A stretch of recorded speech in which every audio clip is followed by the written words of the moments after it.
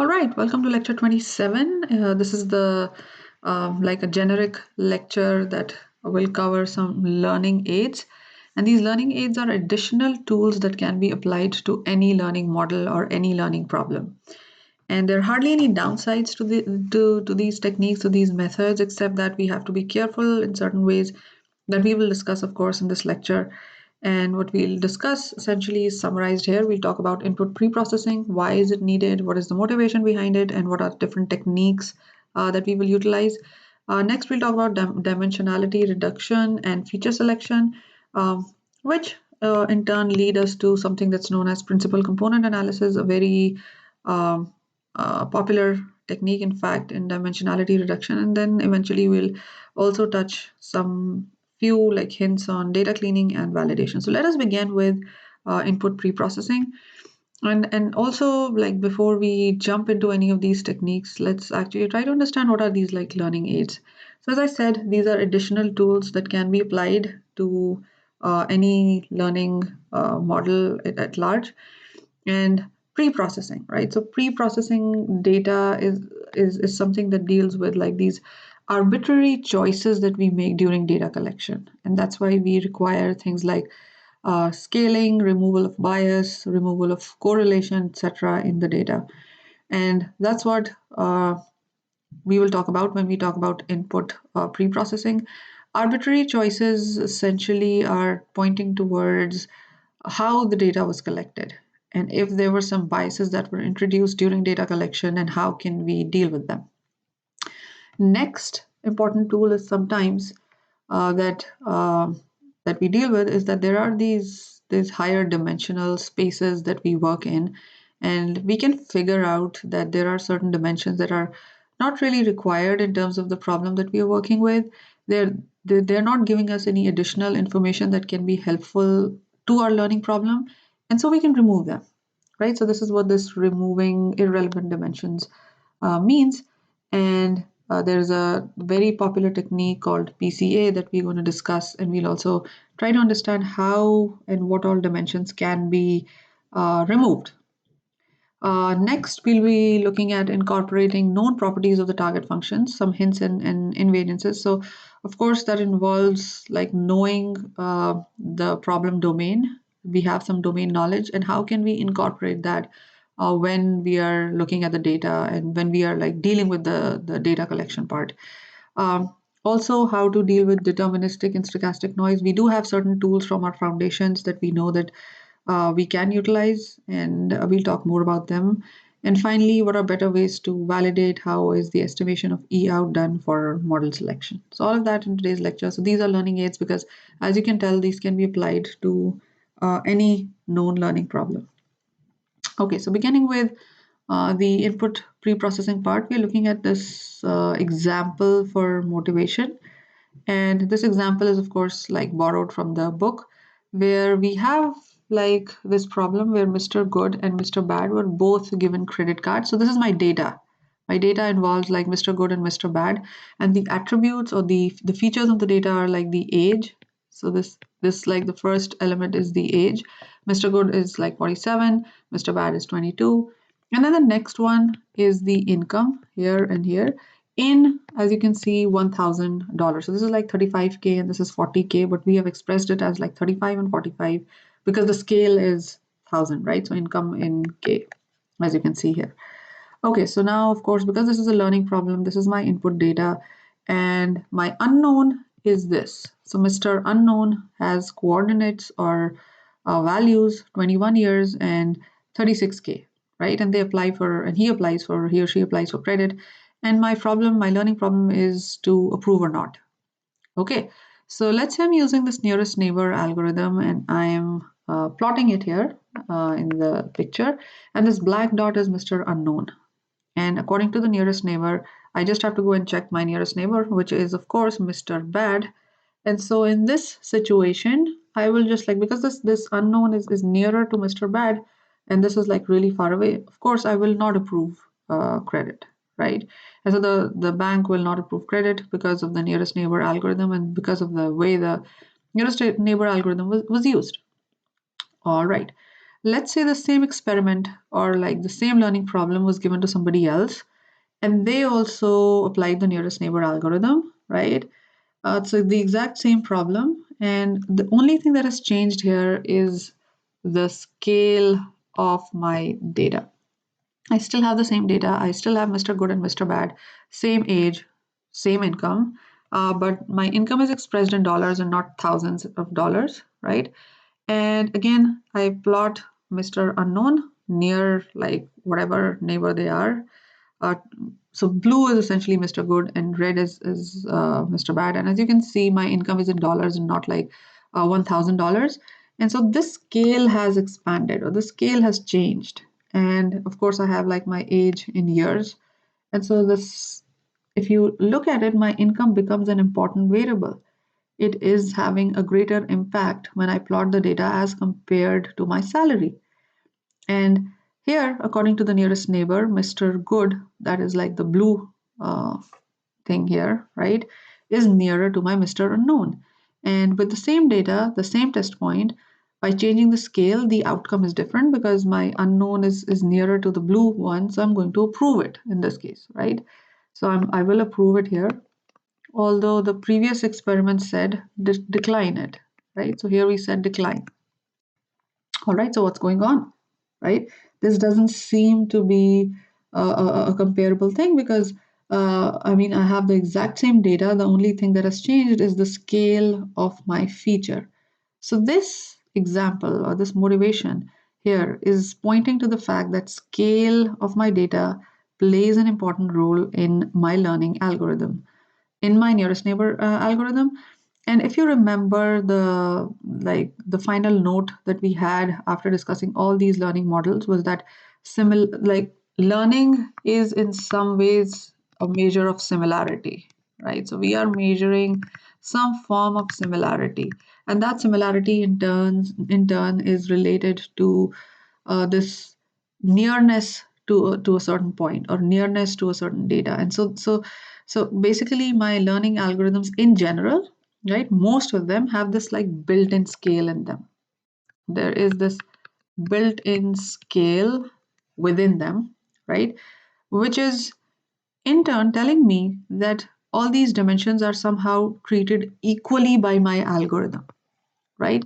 For example, here my nearest neighbor algorithm is using Euclidean distance, and Euclidean distance is nothing but like a difference between one point and another. And so obviously, like wherever I'm calculating that difference, that scale is going to come into picture.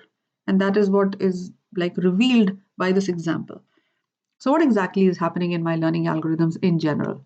Well, in general, my dimensions are treated uniformly by my learning algorithms. Most learning algorithms, as I said, treat each dimension equally, right? So by design, my algorithm has this uniform treatment of dimensions, unless you want to emphasize something. Well, if you explicitly wanted that this income should be more important than age, then it's fine, right?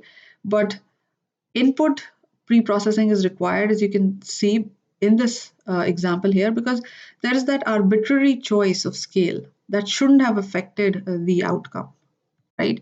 So in general, as I said, all my learning algorithms have this uniform treatment of dimensions. For example, in nearest neighbor, I'm calculating this distance between 2 points, and that distance is in itself has like it's encompassing that every feature has an equal footing or an equal weightage, so to say, right? Similar to that, when we are doing weight decay, these W's, these weights are essentially inherently taking that equality or that uniformity into account. Similar to that, like in support vector machines, if you remember, the margin that we were after throughout the discussion was defined using Euclidean distance, and Euclidean distance is nothing but the distance between 2 points that is computed based on the idea that every dimension has an equal um, weightage or equal contribution to the distance calculation. Similar to that, my RBF. What was RBF doing? We had these bumps, and we were calculating some form of distance. Of course, we had some weightage of that distance, but that distance in turn internally was taking into account these different dimensions of my features, and it was counting them as being equal, right? So coming back to why we need input pre-processing. Well, we need input pre-processing because the data should be pre-processed to present each dimension on an equal footing. Unless you wanted to emphasize certain dimensions, unless the problem itself was saying that this dimension is more important than the other, or this dimension should not be treated equally, then that's a different thing. Then of course, like it's good that my Euclidean distance, for example, in my nearest neighbor is taking both on equal footing, but because the data itself is presented in a certain way, that one feature is more important than the other. So my Euclidean distance would not mess with that, and that's good, right? In general, we have to treat every dimension equally. So we have to make sure that like the input data treats every dimension equally. And so in certain cases, in cases like these, when we have a data like this, we will have to do something before we apply my learning algorithm. So that's the motivation behind input pre-processing. Now let's look at how we do it and what needs to be done to do it better. Okay, so what is input pre-processing? Well, I have this basic data matrix that's given here, X, right? And input pre-processing means I'm going to change something in my data, which means I'm going to do some transformation, right? So input pre-processing is essentially a data transform that we have looked at before. Take data, transform, compute like some Z, right? So maybe it can be some normal format, it could be a change in the bias or something like that, but I don't know, right? Depending on like my requirement. But essentially what I've done is, and my final hypothesis is, would be based on this phi that's applied to my X, right? So phi is my input pre-processing function that leads to this new Z using which I can do learning. So my learning will be done using this Z here, right? Because this will lead me to Z. Okay, so raw data can have some arbitrary scalings, just like we saw in our example before, right? And what will like my transformation accomplish? My transformation will accomplish a transformed Zn that will not have those scalings, right? That will not have those disparities amongst dimensions. And so I can do my learning on that because my learning algorithm is going to treat every dimension equally. Okay, so this is very similar to the nonlinear feature transform where we will compute like my g of x. Okay, so what are like these input pre-processing things that we can do? So there are many different techniques of doing input pre-processing. We are looking at a few of them. So essentially whatever the textbook is talking about, I've just like summarized them here. So let's assume this is my raw data. This is the data that I have, right? And it's like in x1 and x2 space, right? And there are three different input pre-processing steps that are shown here. So the very first one is centering, right? And this is shown in two-dimensional space. And centering is a transformation that removes bias in the inputs. As you can see, what we are doing here is we are translating the entire data in this like origin, because you can tell that there is some sort of like the way that the data is just distributed in my input space, in my original X space, is a little bit biased towards this like positive side, right? This region here. So I can remove that bias by simply applying this simple transformation. What is this simple transformation? I have this like average calculated on my data and then just like subtract the average. So what exactly is happening with this transformation? My transformed vectors will be centered with a zero mean. So I have removed that bias by simply shifting the data by doing this simple transformation of subtracting the average, right? Now, looking at this data, you can just tell that although we have like this Z space here, but no information is lost. It's just that like my scale has not really scale, but my center has shifted because I have subtracted the mean from my original points. And the scale of the data with respect to Z1 and Z2 is preserved, as was the case in like the X space. So this is like centering, I can write it down, is to remove bias in the data. Okay, the second technique is normalization. And what do we do with like normalized data? Now, issue in our banking example wasn't that the data was biased, right? The data was scaled in a certain way that wasn't correct, right? The issue was scaling and not bias, right? So we require rescaling in certain situations, and that's when like normalization comes in. Whenever we have this issue of scale or units sometimes, right, what we have to do is like maybe multiply both dimensions by a constant, right? So this is what this transformation will do. And in most situations, we know that there are like, of course, there are many ways to normalize. This d could be anything, this constant could be anything. But in most like typical situations, I would say we want to ensure like what is this normalization doing? What exactly is happening in my scale issue? Well, my scale issue is dealing with the spread of the data. And whenever we talk about spread of the data is it is essentially talking about standard deviation. And one typical way to ensure that the variance of like each dimension independently is one is by scaling each dimension by the inverse of the standard deviation for that particular dimension. And that's exactly what we are doing here, right? And like this is going to put all the data on the same scale, and this is specifically useful for Euclidean and weight decay type of problems because of course we knew that there was something wrong with the way the data was spread, and so I normalized it by the standard deviation itself by ensuring that the variance of each dimension independently is 1. And you can see like this here is normalized. The same data here, first it was centered and then it was normalized. And usually we do that because most cases the data is biased. So we just like remove, center it by subtracting the average and then we normalize it. So mostly we stop there, right? Mostly we stop there, but you can see that there is a third technique that's shown here that's known as whitening. And this is used when there is correlation amongst like features. So this is used when there is correlation. And this, of course, is not always present, right? Now, this, as you can see from the picture, it makes data spherically symmetric. And it's used in certain special cases, as I said. It takes correlated data and it produces uncorrelated data. Okay. So why is this important? Well, this is important because like if I have correlated input variables, let's say, they can have an unexpected impact on learning because like a lot of information is being reused to learn because like the same information is being presented by one variable and then the other variable also has the same information because they were correlated. And so a simple target function can require like excessive large weights to implement um, if I have correlation in my variables, right? So if input is correlated essentially.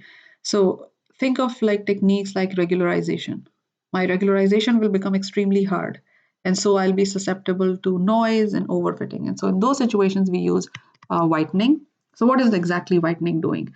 My normalization handled the variance of each dimension independently, right? My whitening will already have, so we do whitening after centering and normalization. So I'll already have like the variance of each dimension equal to 1.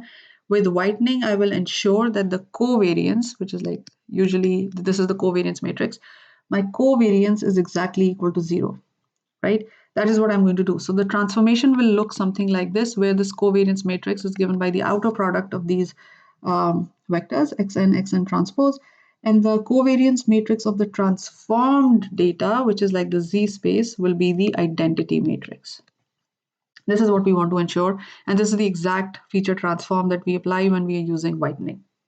Okay, so these are the three basic input pre-processing techniques. The first one used for bias, the second one that's centering, the second one used for scaling is normalization, and the third one used for correlation, that's whitening. All three are very easy to implement. They are very easy to use in practice.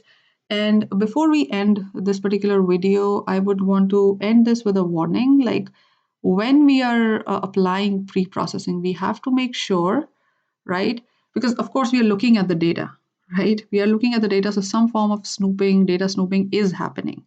And we just saw that in some problems, it's almost impossible to not look at the data because we have these issues of bias and scale that may come up. So the best way out is to do this transformation, right? Only on my training data, right? So basically what I should do is like have my data, keep the test data away, and do the input pre-processing or like whatever transformation I'm applying to my test data and get the final output, whatever that is, right, in the Z space. And then I can have my final hypothesis g of x on which I can use the test. So what this is telling us is that the properties of my test set should not affect the final hypotheses, which is why this is important that whenever I'm doing like think about it, if I'm removing the bias from the data, so I have this mean calculated over the entire data, including my test set. If that happens, then my test set has in some ways impacted my g of x that led to data snooping. And so, for example, this was an example given in the textbook, of course, where they were trying to get the cumulative profit of some stocks over a certain number of days. And this was a prediction because the test set was taken into account when doing the normalization and the removal of bias. And as you can see, this is over predicting. And this was the real outcome, right? So, like in general, create the test data, keep it away, then only it will be unbiased, your results of the learning algorithm. And this is like really important whenever you're like applying any of the input pre-processing steps. All right. So input pre-processing is really powerful. We are going to look at another very, very powerful technique and a very commonly used technique called principal component analysis, in which we'll talk about like something that's known as dimensionality reduction and importance of dimensions and how can we deal with them. So it's a very important and I would say very powerful unsupervised technique because like we don't deal with y values in that. But we are going to talk about that in the next video when we talk about the linear version of that principal component analysis. Okay, so I'll end this video here.